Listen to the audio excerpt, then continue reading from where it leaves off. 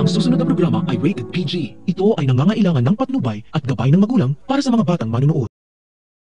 Hindi lubos akalain ni Manuel na sa pagligtas niya sa anak niyang si Jeff ay magkakabati na silang dalawa at si Andrea na lang ang kulang para makumpleto ang pamilya ni Manuel.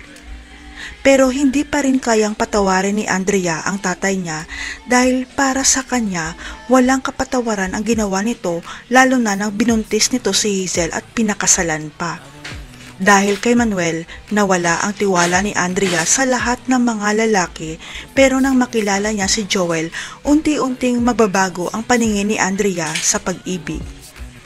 Ang malaking problema, may sikretong tinatago si Joel tungkol sa nakaraan niya at hindi pa niya kayang sabihin kay Andrea na may naanakan siyang babae sa Saudi. Sa ngayon, tanging hinihintay at hiling ni Manuel ang maanal ang kasal nila ni Hazel dahil pinapangako niya na papakasalan niya si Felma sa oras na mahiwalay siya kay Hazel.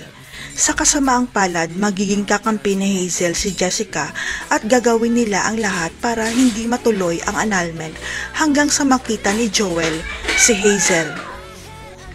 Muling nagbalik ang alaala ni Joel tungkol sa nakaraan nila ni Hazel at tandang-tanda niya na nag-iwan ng mensahe si Hazel na may anak sila bago siya umalis ng Saudi.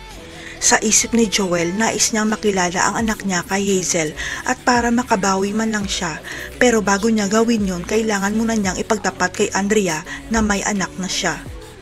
Si Joel kaya ang magiging susi para tuluyan ng maghiwalay si Manuel at Hazel. Si Joel rin kaya ang susi para mapatawad na ni Andrea ang kanyang ama.